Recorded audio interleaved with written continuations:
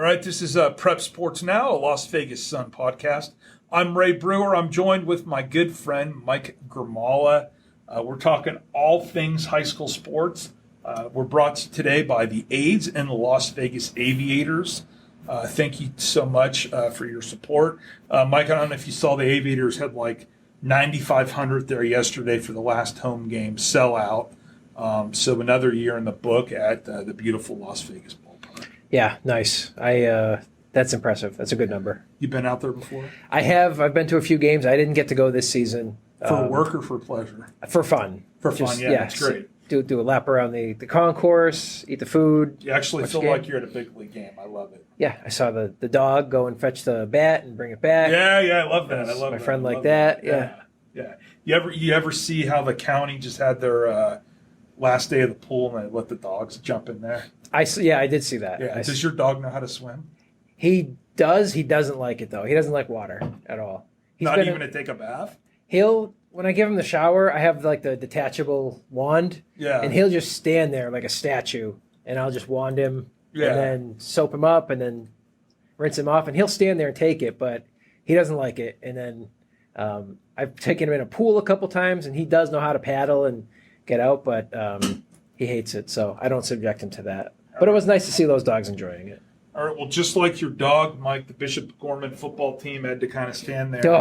Okay. And, that's a rough comparison. Yeah. I thought you were going to call them dogs for going down there and dropping that game, but I see where you're going. Yeah, it's, first of all, shout out to Gorman's coach, Brett Browner, and Liberty's coach, Rich Morocco. Liberty lost.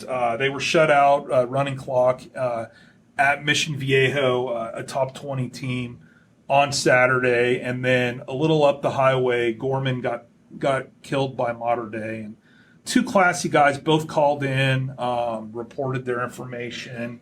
And, Browner straight up said, hey, listen, they were much better than us. They took us out and beat us up pretty good. And there's some things we need to work on. And that really drew my respect, and I think drew everybody's respect. No, you get fast pass to the front of the line at the pearly gates if you're a high school coach who calls in your scores and have stats and do the whole thing. So that's, front of the line for us. Correct, yeah. And so, Gorman, their offense really, one of the first times in the Sanchez era, which is what we kind of call, right, when Gorman took the next step, that Gorman just couldn't do anything offensively. Their starting quarterback had some really just ugly stats. Gave up a ton of sacks, couldn't get anything going. Haven't really been able to run the ball all season. Still Nevada's best team, still a top 10 team nationally. I mean, Mater Dei is, got Chris Henry's kid, got a running back going to Oregon. They're loaded 2 and 3 deep, and Gorman just got outplayed. You got to look at Liberty and Gorman as they play these national games, right? Yeah. For what reason? Is it to win a national championship, or is it to be better to win a Nevada championship? Yeah. I probably a little of both, but one helps the other. Correct. And at the end of the day, if you're hoisting a trophy on the last week of the season and you're getting a ring, who cares about what happened? And, you go with Liberty, who's long been the second best team behind Gorman in Las Vegas. And the year they won the state championship in 2019, they lost all 5 of their out-of-state games. And then they pieced it together and had a historic run. So you see that it gets you better to play at the end of the year, and that's why you play. You want to win your league games. You want to have a chance in November to be in meaningful contests. Yeah, it's like their season is not over or diminished because they went and lost to the best team in the country. So correct. Yeah. Correct, but they play Orange Lutheran on Friday night at home, and they definitely have a lot to work on, and they definitely have some hunger. Yeah, they got it. They got to get better, especially up front. Got to give. Got to get some things fixed. Had a little piece of humble pie. Does it make you better, or are you kind of in the phase and the hop? We'll see what happens. And I always said, Gorman runs it like a small college, right? And they're trying to get these student athletes ready to go be student athletes at the next level. Okay, well, guess what?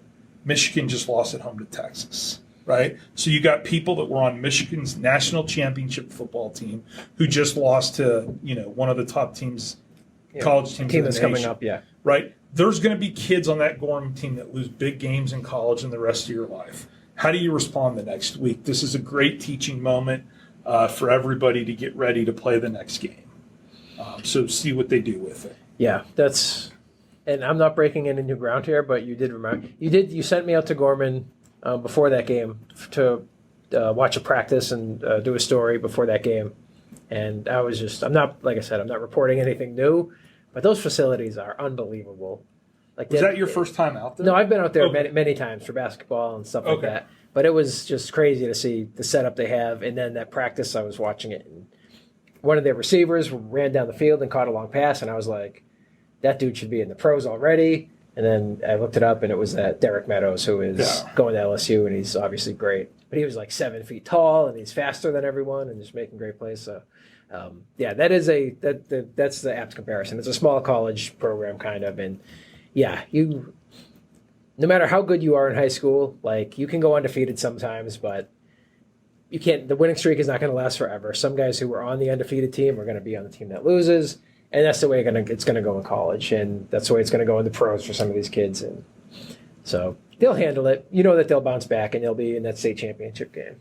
So speaking of great games, was it Henderson Bowl? Mike, I got a little teary-eyed at the end of Henderson Bowl. I saw the recap. It looked like a crazy game. Yeah, so as you know, I kind of started my career working at these community newspapers, the Henderson Home News, and my boss at the time, who was the executive editor here at The Sun, was Governor Michael Callahan. Okay. Right? Arguably the most popular politician Nevada's ever seen. He was a Korean War veteran, lost his leg in Korea, came back, was a government teacher at Basic High School. And so Basic was Henderson's first high school, was there since World War II. And Green Valley opened in 91 as the second high school. So they create this great Henderson Bowl game. And I've covered probably... This is like year 29, so I've covered, say, 28 of these games. 1 year Case did it for me. And I've seen some overtime games. I saw the year when Laquan Phillips came back after being paralyzed. I saw last year's game that ended on a missed field goal. This year's game was like, Basics up 18-0 going into half. Green Valley rallies, takes a lead. Basic scores with a handful of minutes to play. Green Valley comes back. They get a touchdown with 43 seconds left. And then kickoff goes out of bounds. Basic gets in field goal range. Kid drills a 51-yarder, but it goes a little wide left, and Green Valley wins. And, the crowd's everybody's going crazy. The kids are running over to the trophy. They're jumping on each other. And I'm like, this is a good night of high school football. Yeah. It's kind of like why we do it and the memories that were created for those kids. And then I saw the kicker from Green Valley go over and talk to the kicker from Basic. Great moment of sportsmanship. And it's just, high school football, forget about the wins and losses, right? It's the community coming together. Okay, great crowd on both sides. It's about learning how to deal with adversity. Okay, back and forth. It's about teamwork and friendship. And that game just had everything. And, shout out to Coach Cahill and his staff over at Basic for, keeping that tradition going. Jeff played in the first game in 1991. His son played in it this year, had an interception, Loudon Cahill. So shout out to them. That was a really fun night. So I want to, Mike, you don't follow high school football as good as I do. Okay? No, I don't think anyone does. Okay, so week 1, Arbor View goes into California, and they win like 42-40. Let me get the right score. I want to make sure I have the right score. Arborview wins. They go into Lincoln, California. They win 45-44, right? Yeah. Okay. Lincoln this week. Okay, hold on. Arborview has won 45-44 against Lincoln. They won 49-7 against Legacy and 42-0 against Palo. So they've scored more than 40 each game, right? This Lincoln team, which by the way is really good, they come into Vegas this weekend. They put a can of you-know-what on Coronado. 51-14. Mm-hmm. So Arborview 45-44 in California. This team comes up, kills Coronado 51-14. So you're telling me that's a quality opponent. A really good quality California opponent. It sort of retroactively enhances that week 1 win they had on the road. Correct. So this team's rated 18th in California. Okay. So I was talking to a coach. I talked to all the coaches on Friday night, and one of the coaches told me that Arborview and not Liberty is the second best team in Las Vegas. And Arborview's been slinging it around. Thaddeus Thatcher's passed for already 1,000 yards, handful of touchdowns. They're scoring well. Last 2 weeks, they held a really good Legacy team to 7 points. They killed Palo. Palo's not that good this year. Okay. Liberty, of course, has struggled to score, but they've been playing a who's who of opponents. Just to take it back, is Arborview historically one of these permanent contenders that are there every year? Arborview, since Dan Barnson left, and then Matt Gerber, and now Coach Barnett, are a really they're. It's always Gorman, Liberty, Arbor, DP, in that order, right? Arbor has yet to beat Liberty, so forget about beating Gorman. Okay, right? Liberty has not only beat Gorman, they haven't lost to DP or Arbor. So they're the clear second best team. If Gorman wasn't there, they'd have countless state championships, right? So is this the year when they play on October 25th that Arborview gets it done? Now, you're not the person to answer that, and I don't know if I am. All I know about it is that via that common opponent that you pointed out to me. No. Like, Coronado played that. Oh, yeah. Coronado. So there is no common opponent right now. But is this the year? Right? Has the tide shifted? Is Arborview the two? Right? We've always assumed that Gorman and Liberty are going to play again for the state championship at Allegiant. We've even said, why even go through the regular season? Let's just meet at Allegiant, have these guys get it over with. Well, maybe Arborview is going to make some noise, right? Yeah, October 25th. And then so they meet in their regular season. It's a regular season meeting they have between RU and Liberty. Yeah. And then would they have to play again in the playoffs to get to the state finals? They could. Whoever wins the regular season gets a first round playoff bye, and then gets like a 19-day break before the state game. It's very odd how they do the playoffs. Okay. So anything can happen, but the Final Four is supposed to be Desert Pines, Arborview, Gorman. Okay. Well, it sounds like then the stakes for that regular season matchup are insanely high. Is that the game of the year this year for the regular season? It's got to be, because the winner also would avoid Gorman in the semifinal of the playoff. Okay. And then could just go right up, and you basically, the winner would get a spot in the state game. It's just like in the 3A, which I can't. There's some things, like last year, Mike, I got like 87% of the games right. This year, I give you an example. Desert Oasis is 3-0. They're beating everybody, killing everybody. Last week, they got destroyed by Sierra Vista, who hadn't won a game. How do you predict what that? happened there? Yeah. Milwaukee Valley, class 3A power every year, they're down 14-0 to Canyon. They barely win. Virgin Valley, who I'm told might be better than Moapa this year, up 16-0 with 6 minutes to play against Mojave and lose in overtime. So it's been one of those years, Michael. Ready to do some picks, though, because that's why people listen. They don't care about my analysis in any of these games. They want my picks. Okay, so we'll do the picks. We did these. Okay, so Yeah. you want to start American Fork at Liberty, this American Fork of Utah? Correct. Okay. So American Fork scored 42 points against Corner Canyon. Corner Canyon beat IMG. American Fork has lost 2 games. They're coming to Liberty. This is a coin flip game. Liberty is struggling to score, though. I'm going to take Corner Canyon. I'm going to take American Fork. Yeah. Okay. Bishop Gorman back at home hosting Orange Lutheran, another California team. Do they bounce back here? I'd like to think so. I think that Gorman, they're not the nation's best team, but they're still one of the nation's top 15 teams or 10 teams or whatever it may be. Is Orange Lutheran any good?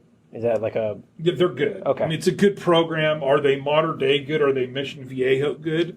No. Okay. So we're not on consecutive loss alert for Bishop Gorman, which I can't imagine happens very often. That'd be a great trivia. If somebody could answer that, when was the last time Gorman lost back-to-back games? They didn't... Yeah, I don't know. I wouldn't even venture a guess, but yeah, it seems like that.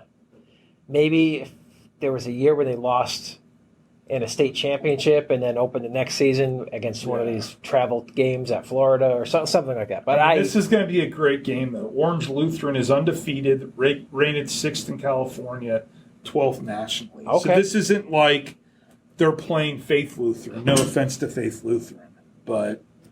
Right, this is a really good quality opponent. But again, Gorman at home, they got the Vegas Heat in their favor, and it's not like Orange Lutheran has been killing teams this year. Okay, so they are going to have to bounce back. They are going to play have well. They are going to have to bounce back.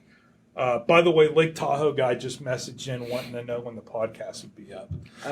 Tell them about 30 minutes, as long as it takes me to process this audio and send it into our podcast crew. All right, next game. This is a big one, Michael. Faith at Shadow Ridge. Faith is undefeated, 3-0. They had a bye last week. They've beaten 2 teams from Reno, yay. And they went to Bakersfield and beat the Carr Brothers team. Shadow gave up 40-some points last week. Still won. They struggle defensively. They run the ball so well. I'm giving Shadow a small win. This will be my anyone has a coin game. I take the Mustangs, who I still think are a favorite to win the state championship. Okay. Big game, though. League opener, both schools, gigantic game.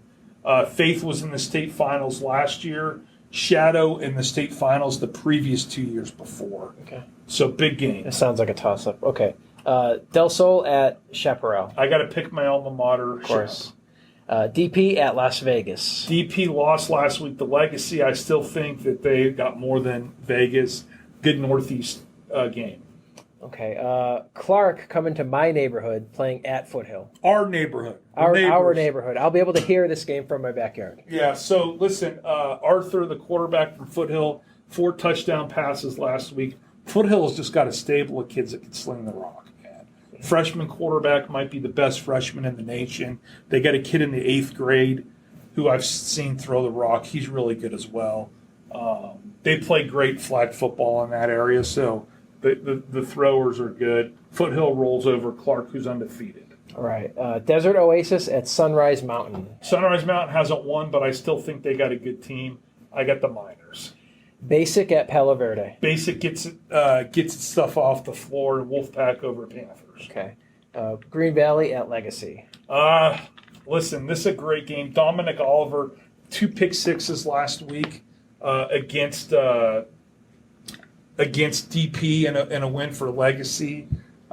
He's got an offer from UNLV, UNR. Hopefully he doesn't pick UNR. But I got Green Valley. I was so impressed with them last week. Trey Glassford, who's going to Oregon State, real deal, difference maker. Going to be good watching Oliver versus Glasper. Let the big dogs eat. Valley hosting Spring Valley. Spring Valley. Silverado hosting Sierra Vista. So Sierra Vista surprised me last week by winning their first game. Silverado still hasn't won, but they played Foothill tougher than I thought. I'm going to say Sierra Vista, and I'm sure Silverado will win. Damn it. Bonanza going to Cheyenne. Listen, I think Cheyenne might be closer to getting back than everybody's giving them credit for. Chi-Town, bro, used to be the place to be. They're not going to return to be the place to be, but I think they're better than Bonanza, and I think they're going to have a winning record. Shout out to my guy, Coach DePriest. Western at Mojave. Mojave, come on. Pick against them every week. I'm picking against them now. Rattler Nation, baby. Centennial at Durango. Centennial hasn't won a game yet this year. That ends on Friday What does that night. mean? Give me the dogs. Streak is over. Cimarron at Somerset Losey. Somerset all the way. Okay, did I pronounce that correctly? I think I got it wrong last week. I'm not Losey. sure. Virgin Valley at Democracy Prep. Virgin Valley, cannot believe they gave up that lead last week against Mojave. They'll be back. They beat Democracy Prep. Okay, and then Slam Nevada at Pahrump. Slam, interesting little spot here because tough to win in Pahrump, almost impossible. Almost impossible. You get the hometown officiating crew. Slam's really good. They won their first game last week. They got a great running back. Next week they play Moapa Valley in the biggest 3A game in a while because the winner would avoid going to Truckee, and Truckee might be the best team in in all of northern Nevada. Mm-hmm. So does Slam overlook Pahrump knowing they got Moapa on deck? I got Slam, but it's going to be really close. Okay. And then last game, Mater East at Boulder City. Screaming Eagles, Boulder City. Mike, thanks for joining us on this Prep Sports Now podcast. As everybody knows, we are doing guest hosts this year. Mike happened to be in the newsroom, so I grabbed him. Thank you to everybody. 2 weeks in a row for me, right? No, 2 out of 3. 2 out of 3, okay. Yeah. That's still pretty good. So if anybody wants to join the show, hit me up. Shout out to the A's and Las Vegas Aviators for supporting high school athletics. This is Prep Sports Now.